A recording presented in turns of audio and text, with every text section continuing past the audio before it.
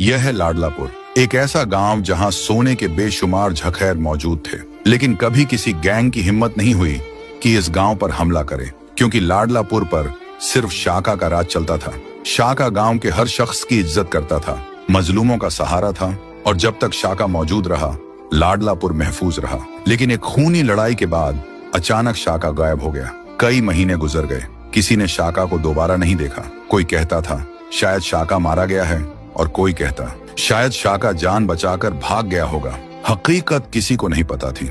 शाका के न होने का फायदा उठाते हुए चिड़ीलाल अपनी गैंग के साथ लाडलापुर पर हमला कर देता है। गांव जलने लगता है, घर तबाह कर दिए जाते हैं, गांव वालों को बेदर्दी से मारा जाता है। चिड़ीलाल का जुल्म इतना बढ़ जाता है कि लोग अपना गांव छोड़कर भागने लगते हैं, लेकिन जो भी भागते हुए पकड़ा जाता उसे जिंदा नहीं छोड़ा जाता। लाडलापुर पर कब्जा करने के बाद चिड़ीलाल सोने की स्मगलिंग शुरू कर देता है, और फिर उसकी नजर पड़ती है गांव की सबसे खूबसूरत लड़की शबनम पर, जिससे शाका बेपनाह प्यार करता था। चिड़ीलाल शबनम को धमकी देता है, अगर तू मुझसे शादी नहीं करेगी तो मैं तुझे जान से मार दूंगा।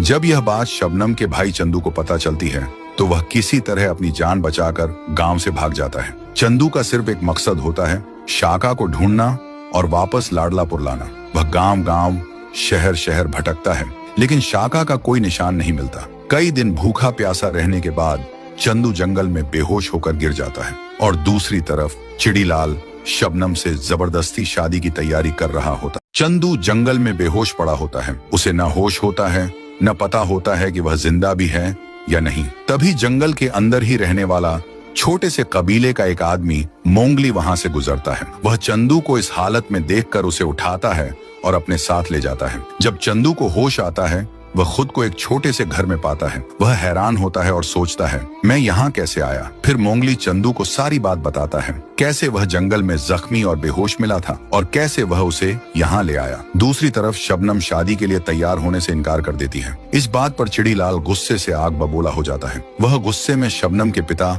चमेली सिंह को बुरी तरह पीटता है। चमेली सिंह की पिटाई देखकर शबनम मजबूर हो जाती है और शादी के लिए हाँ कह देती है। फिर फैसला होता है कि शादी 2 दिन बाद होगी। रात को शबनम रोते हुए कहती है, शाका तुम कहाँ हो, मुझे तुम्हारी जरूरत है। उधर चंदू मोंगली से शाका के बारे में पूछता है। मोंगली कहता है, एक आदमी हमें जख्मी हालत में मिला था, लेकिन अब ये नहीं पता कि वह शाका था या कोई और। वह कुछ दिन हमारे पास रहा, लेकिन सिर्फ जोगी नगर जाने की बात करता रहता था। हो सकता है वह वहीं चला गया हो। ये सुनते ही चंदू फौरन जोगी नगर की तरफ रवाना हो जाता है। जब चंदू जोगी नगर पहुंचकर शाका के बारे में पूछता है तो वहां का एक आदमी चंदू को किडनैप कर लेता है और उसे अपने अड्डे में। चंदू को कैदी बनाने के बाद कल्लू सीधे पिचकारी डॉन के पास जाता है और उसे बताता है कि कैसे शाका के बारे में पूछने पर उसने चंदू को अपने अड्डे में कैद कर लिया। ये सुनते ही पिचकारी डॉन गुस्से में आ जाता है। वो गरजते हुए कहता है, उसे यहाँ से भगाओ। तुम्हें पता है पिछली बार शाका किस हालत में था। मैं नहीं चाहता कि ये सब फिर से हो। और यहीं पर सच सामने आता है। पिचकारी डॉन कोई और नहीं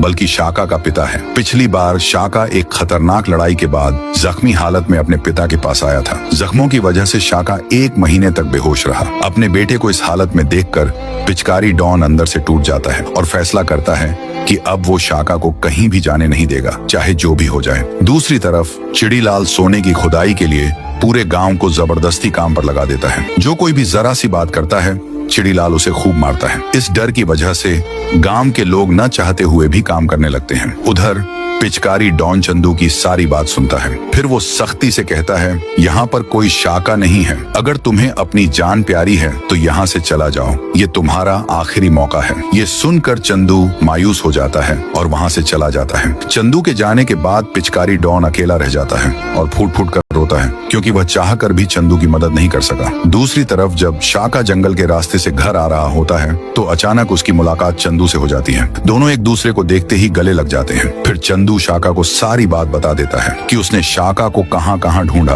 गांव की क्या हालत है और चिड़ीलाल क्या जुल्म कर रहा है। ये सब सुनने के बाद शाका का खून खौलता है। शाका चंदू को साथ लेकर अपने पिता पिचकारी डॉन के पास जाता है। जैसे ही पिचकारी डॉन शाका को अपनी आंखों के सामने देखता है वो शौक में आ जाता है और उसे सब समझ आ जाता है। तो दोस्तों, अब सवाल ये है, क्या शाका गांव की मदद के लिए चंदू के साथ जाएगा या पिचकारी डॉन उसे रोक लेगा? देखो अगला पार्ट में।